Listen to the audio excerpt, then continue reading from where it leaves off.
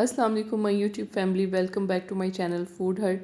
बैंगन के बहुत ज़्यादा फ़वाइद हैं, लेकिन जब भी हम बैंगन का सालन घर में बनाते हैं तो घर के अफराद शौक़ से नहीं खाते हैं। इसलिए मैं बैंगन की आज आपके साथ ऐसी रेसिपी शेयर कर रही हूँ जो बहुत मज़े की बनती है और सब लोग खा भी लेंगे। सबसे पहले तो बैंगन ख़रीदते हुए आपने अच्छे तरीके से चेक कर लेना है कि कहीं कीड़ा तो नहीं लगा हुआ। इसलिए अगर इस तरह का बैंगन आपके पास आता है तो इसके अंदर यकीनन कीड़ा होगा, इसलिए इसे आपने पहले ही निकाल देना है।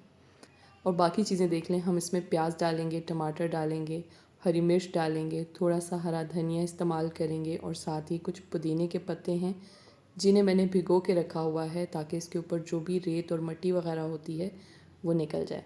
तो आइए ये ज़बरदस्ती रेसिपी बनाना शुरू करते हैं। बैंगनों को अच्छे तरीके से चेक कर लेंगे, धो लेंगे। मैंने आधा किलो बैंगन लिए हैं। इसके बाद यहाँ पर मैंने एक अदद स्टैंड लिया है। कोई सी भी जाली आप ले सकते हैं या जिसके ऊपर गरम पतीली रखते हैं वो स्टैंड भी आप यूज़ कर सकते हैं। इसको इस तरह से चूल्हे पे रख देंगे। फ्लेम मैंने यहाँ पर मीडियम रखी हुई है। इसके ऊपर बैंगन रख देंगे। जितने भी आपके स्टैंड पे आसानी से आ सकते हैं उतने बैंगन आप इसके ऊपर रख देंगे। मीडियम हीट पे इन्हें पकने देंगे और थोड़ी थोड़ी देर बाद इस तरह से इनको पलटते जाएंगे। तकरीबन 12 से 15 मिनट लगेंगे मीडियम हीट पे इनको पकते हुए। सारी साइडों से अच्छे तरीके से इनको पका लेना है। बहुत ज़्यादा हाई हीट पे इन्हें नहीं बनाना, वरना ये अंदर से कच्चे रह जाएंगे। इसलिए आपने इसको मीडियम हीट पे पकने देना है ताकि ये अच्छे तरीके से नरम पड़ जाएं।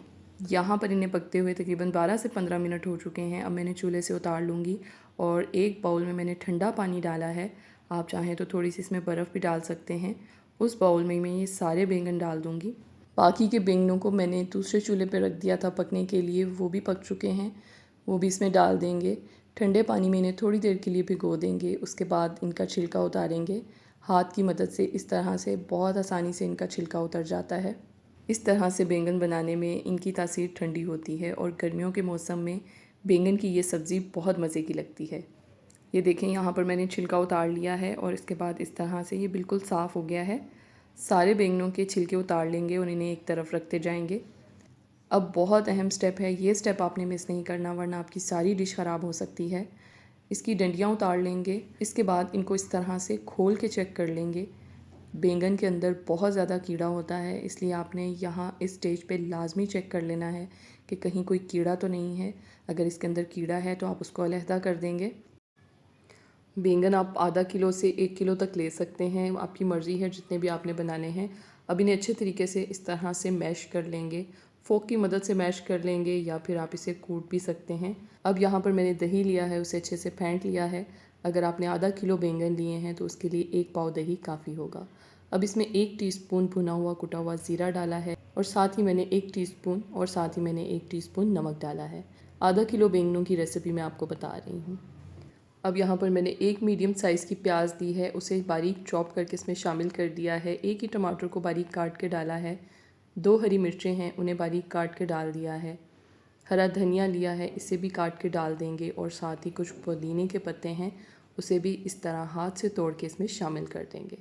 अब इसमें हम बैंगन डालेंगे जो हमने मैश करके रखे हुए हैं। अब इन तमाम चीज़ों को अच्छे तरीके से मिक्स कर लेंगे। बैंगन का ये रायता बहुत मज़े का बनता है। अगर आपने दाल बनाई है तो ये उसके साथ भी आप सर्व कर सकते हैं, रोटी के साथ भी सर्व कर सकते हैं। बहुत ज़बरदस्त ये लगता है। रेसिपी को ट्राई ज़रूर कीजिएगा और मुझे फ़ीडबैक देना मत भूलिएगा। उम्मीद करती हूँ आज की ये वीडियो आपको पसंद आई होगी।